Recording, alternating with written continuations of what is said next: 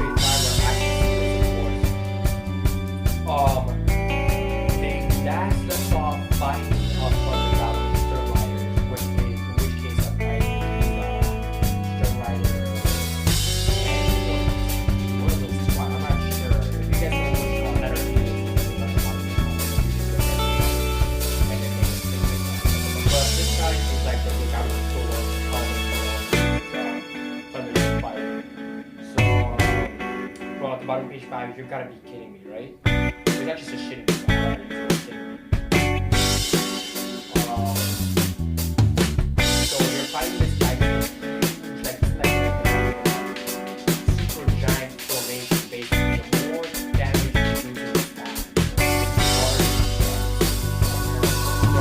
gets. The downfall will be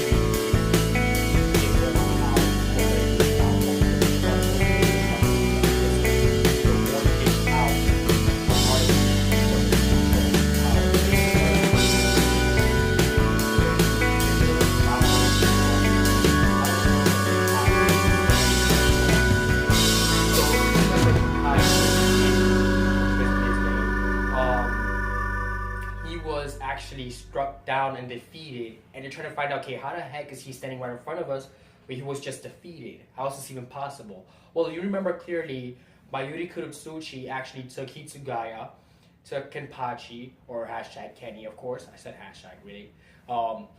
And he put him in an incubation system to actually bring him back to life and bring their energy, back to full regeneration.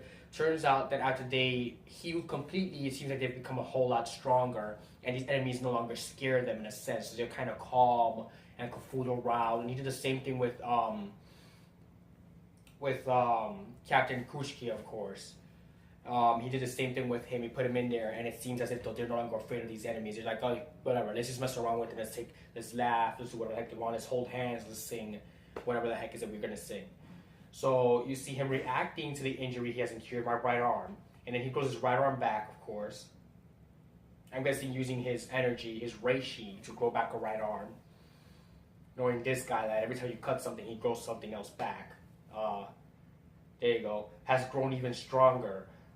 Am I seeing things? What just happened here is his ability. Any part of his that's wounded or decapitated regenerates and comes back stronger and more massive. I see. So then I'm guessing he was a lot smaller when this battle began. What is it?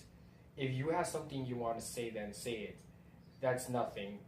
Just your fixation on height is disturbing. Your fixation on height is disturbing. Okay, that's pretty funny. That's pretty funny. I see where he's coming from. He has like this obsession with height, and it's hilarious. Hitsugaya, if you ever knew that good. People call him little, and he would just get angry right off the bat because he hates being called little. Ain't that a kick in the balls? If that's how his ability works, let's see what happens when I dice him up into tiny little pieces. That dumbass. So basically, Kenny is Kenpachi is going to try and cut him into smaller pieces, of course, shred as he calls it, or slice and dice. And Hitsugaya goes and stops him because what he's doing is technically a dick move. You're gonna slice him into smaller pieces just so that he can grow even taller and bigger and stronger. You need to cause kind of superficial damage here without slicing anything off. Basically, you gotta take him down from the inside. That's the only way you can win this battle. You had best explain yourself. If I hadn't pulled back on my attack just now, I have split that pretty little face in two. You caught on a lot quicker than I expected. So how about you actually follow the thought through all the way to the end? Okay? The hell are you babbling about? If you make it even bigger than he is now, what do you think would happen if he were to fall down here? Hell if I know, I'd be too busy falling right alongside him, cleaving him as he wins. If someone that massive fell from that height, that'd be more than enough force to obliterate all of Soul Society. So basically, he's taking air pressure into account. It's like when a meteorite falls from space and windward into the earth. If it's big enough, it will cause a massive amount of destruction, more like of a wipeout, basically, what he's picturing in his head. So picture a meteorite hitting the ground. Basically, go back to the dinosaur era. Think of that comet that hit the Earth, or asteroid. Because by the way, the Earth did get struck by a comet in the past. When the dinosaurs were around, it was not an asteroid. Because if you actually took a test in high school, they asked you that question. Was it a meteorite? B, was it an asteroid, or was it C, a comet? If you chose comet, you were right, of course. If you chose any of the other two at the top, you were wrong. So, anyways, moving on. That's not the topic. It's Bleach we're talking about. So, if he were to fall, he'll cause something similar to an astronomical object hitting the surface of Soul Society. So the little handshaking is because I was working out and I gotta stretch my limbs actually because they're kind of do little curl ups, you know. So I gotta stretch my limbs because they're kind of hurting today a lot. So page 12 is an action sequence. Of course, you have Kenpachi pretty much going at it with him, and he trips him, of course, regardless of the ramifications and the consequences of his actions. If you know the reading of the word ramifications or consequences, just look it up.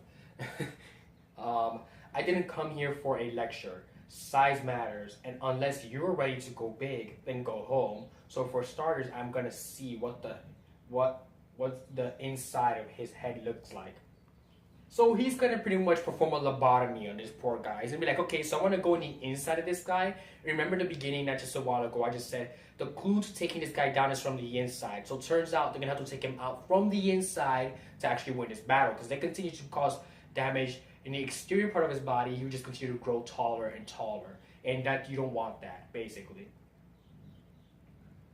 So you have Isukaya screaming Zaraki across, obviously. It seems like he can't handle Kenpachi, of course, because Kenpachi seems to be pushing him back, but it seems like he's tossed backwards as well. Someone managed to topple me over. That is some obscene strength you've got there. But since you're the type that only takes pleasure in sadistic acts of cruelty for a powerful incarnation of darkness such as yourself, I suppose it is fitting that I allow my huffing to trust just a bit. I can't believe I couldn't cut through a solid shield for a solid body. That just makes me want to cut it all the more. So it turns out he can't cut through his skin. It's like espadas hierro, or basically what's translation in Spanish is say hierro, but translation in Spanish is actually metal for that. So basically the skin is like metal. You can't cut through it, but but Kenpachi becomes even more obsessed with this thirst for blood, obviously. So that wants to make him cut him even more. My question is, how are you going to continue doing that when he's going to grow taller in size? Let's see what he comes up with. Let's see if he actually uses his brain for once in his life. Because that's one thing this character never does, use his brain. He's more like brute force, you know, straight head on into battle. So at the top of page 16, here we go. All right. Let's see what we got here. Okay, drink. Drink rose Oh, what in the world? So he releases his Sanpaksu and it's called Drink Noza Rashid. Is it Rashid? Or Rashid? I don't even know because it's kind of like the D or whatever letter is that at the end, it's kind of like cut off. What is that? His Shikai? When the hell did Zaraki learn?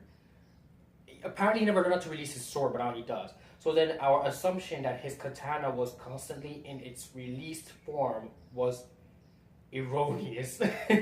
Rather, it means that the constantly released form, as we call it, never even existed to begin with.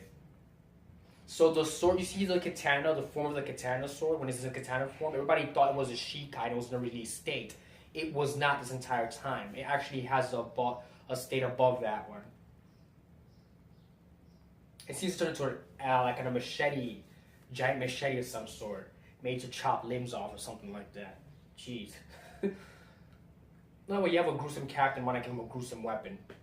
You know, and there you have it, jumbo-sized, machete-like looking sword. He yells foolish oath. Now, my question is, what's happening here? Looks like he got pushed back or his fingers got chopped off or something.